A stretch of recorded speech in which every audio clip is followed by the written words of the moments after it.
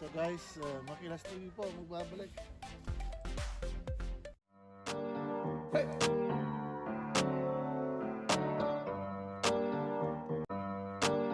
Hey! Yung sunod-sunod na yung init, sunod-sunod na rin yung paligo ng mga bata. Kaya syempre, mabilis. Dumumi yung pool natin. Nalilinis natin yung taas pero yung baba hindi natin natatanggal. May nabibiling vacuum sa mga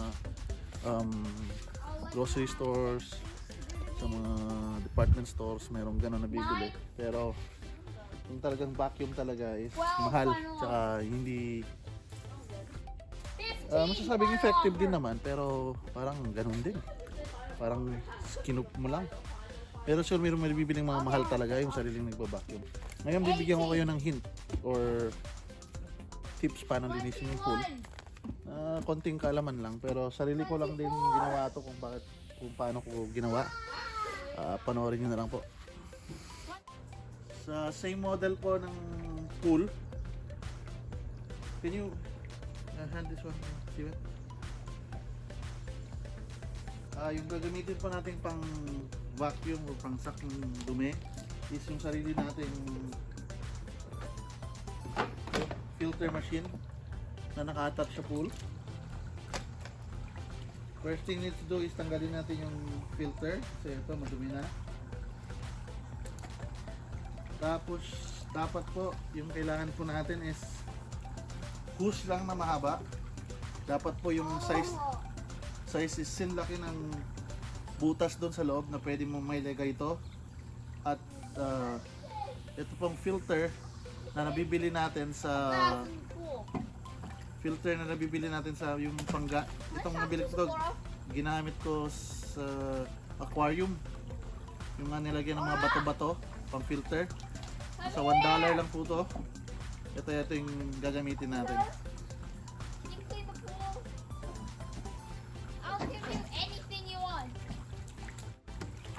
Pag magandang klase po ng hose yung gamit nyo, ito kasi medyo manipis siya, pero pag magandang klase yung gamit nyo, mas okay. Kasi ito, pag nagsasak na ng dumi, pag nagbabara na to, na-UUP ito kasi manipis lang siya. Kaya medyo mahirap. Ito sa ngayon gagawin natin. Did you find the other extension for this one? The other piece? I don't even know what it looks like. Okay. Ay, hindi natin nakita yun. Ito, nilagyan ko ng extra na ganito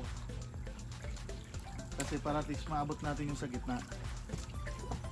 First thing need to do natin is lagyan natin to ng tubig sa loob para yung pinaka filter dito sa vacuum natin or pinaka bahay is hindi mahirapan mag-suck ng tubig or dumi.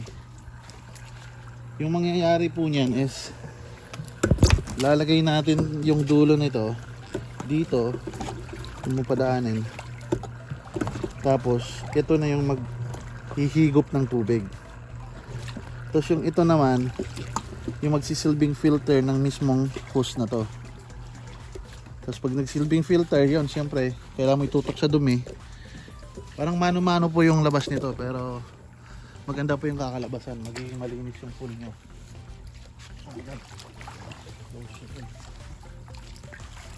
Ito na po. Lagyan natin ng tubig sa loob. Can you hand that one to Vinta? The end. Hand it to me. Hand it to me.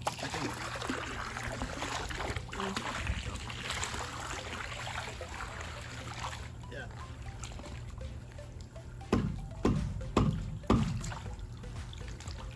Yung nilalabasan po ng tubig dito, lagay nyo yung dulo niya para malagyan mo ng tubig yung lahat. Yung purpose po nito is para hindi siya mahihirapan maghigop mamaya ng tubig kasi may tubig na sa loob.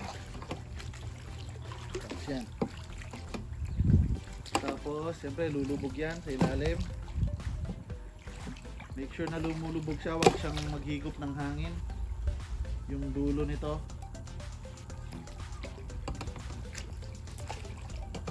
Tapos, dali-dali mong ilagay dito sa butas. Uy, basa ng towel ko. Ngayon, ayan na. Humihigop na po yan ng tubig sa ilalim. Kasama na yung mga dumi doon. Siyempre, pag dumi yung nahigop niya, didiretso lang yun, lalabas dito. Pero pag merong filter, tulad ng ganito, lalagay mo siya, it's either sa dulo, okay na yon. Make sure na hindi siya umaangat sa hangin. Lagpas sa water level. Kasi, hihigupin niya lahat ng hangin, hindi na makahihigop yung dumi. Itali nyo lang siya. Make sure na mahigpit kasi malakas po yung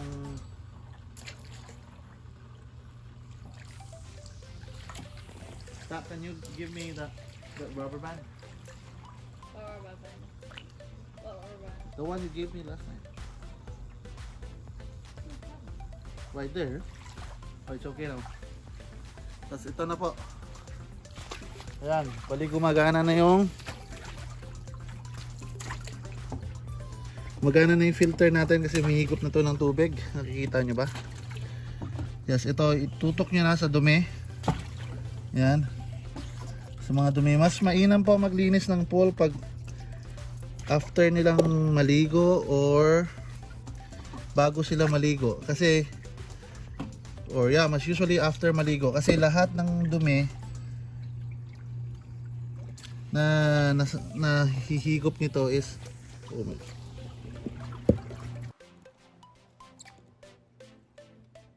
tapos ito po, makikita nyo maghihigop na po yan ng dumi sa ilalim. Ayun, mas mainam po to gawin pag kakatapos lang nila maligo kasi ipa-settle down nyo muna yung mga dumi. Tapos yung dumi is naiipon sa isang lugar. Yun yung magandang linisin. Kasi hindi mo na kailangan pumunta kung saan saan. Kasi doon lang siya maiipon yung dumi sa isang lugar lang minsan. Hindi naman isang lugar pero actually naiipon siya sa bawat corner or saan man na merong pwede silang maipon. Parang iniisip ng hangin kasi siyempre naligo sila, nabulabog. After nun mag-stop na yung ng tubig. Ikot ng tubig. Pag stop na doon na mamumuo yung mga alikabok, yung mga dumi ng mga paa nila, kasama na yung dumi ng katawan. Siyempre pagkatapos nito, lagyan nyo ng chlorine tsaka pang anti-algae na yan, nakikita nyo ba na nagsasak ng dumi. Yan po yung gagawin nyo. Malaking tulong po to sa pool compare naman doon sa nabibili na may nabili ako sa isang store, hindi ko na sasabihin kung saan, pero kahit saan nabibili nyo naman yun eh. Pagbili nyo doon, wala, lang hindi lang malilinis yung pool nyo, mapupuno lang ng tubig kasi ginagamitan nyo ng parang ng water hose. Tapos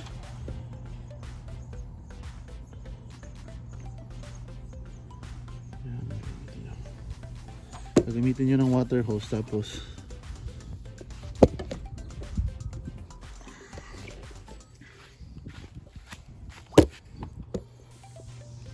mapupuno lang yung pool nyo, hindi naman natatanggal kasi parang inaano niya lang yung tubig doon eh. Yung matatanggal kayo pero konti-konti yung mga talagang alikabok na maliliit na dumi, nililipad lang niya kasi iniihip lang yan eh. Yan, at least diba nakikita nyo yan, tatanggal yan yung mga parang alikabok na maliliit na nadudumi, nahihigop na yan. Napupunta ngayon yan sa filter natin na tigwa $1. Yan yung palitan kung punit na, pero pang matagalan to yung filter natin. Make sure po na nakalagay siya doon, doon sa pinaka filter niya. Yun, nilagay ko yung anak ko para tagahawak, para make sure na hindi siya umano. Pero pwede nyo gawin to kahit mag isa, dandahan lang. O yan.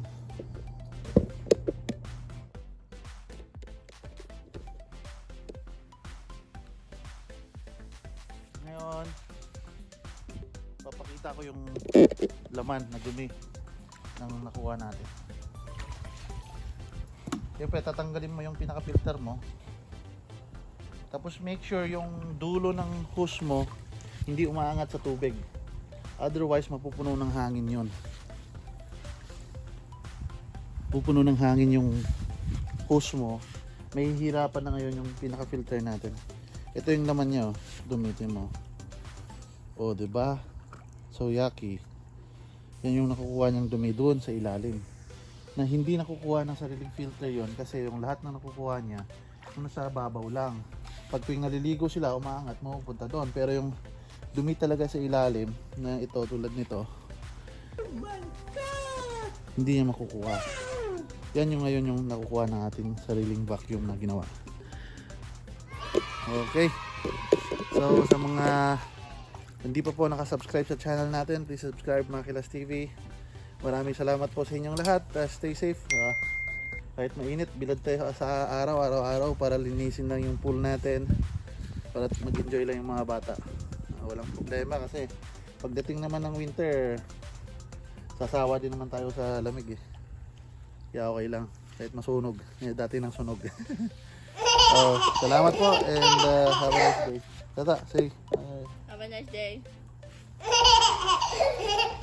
siguro mag-spend kayo kahit mga isang oras lang sa paglinis ng pool nyo, okay na rin po yun. Kahit araw-araw isang oras lang. Magandang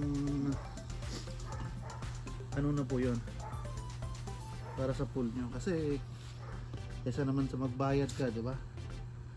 Ito po ginagawa ko halos araw-araw, kaya lalo na ngayong summer madalas pinapaliguan. Talagang bilad na bilad tayo sa araw, pero worth it din naman kasi nag-enjoy yung mga bata, diba? Kaysa naman sa mag ano ka na madumi, diba? Kaya mo siyang maligong madumi, parang nakakahiya sa mga swimmers natin, future. Basa na yung towel po.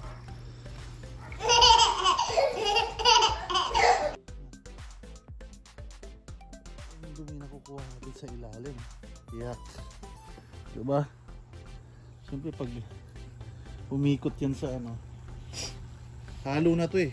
Buhok, pati yung mga alikabok na nanggaling sa hangin. Tapos yung mga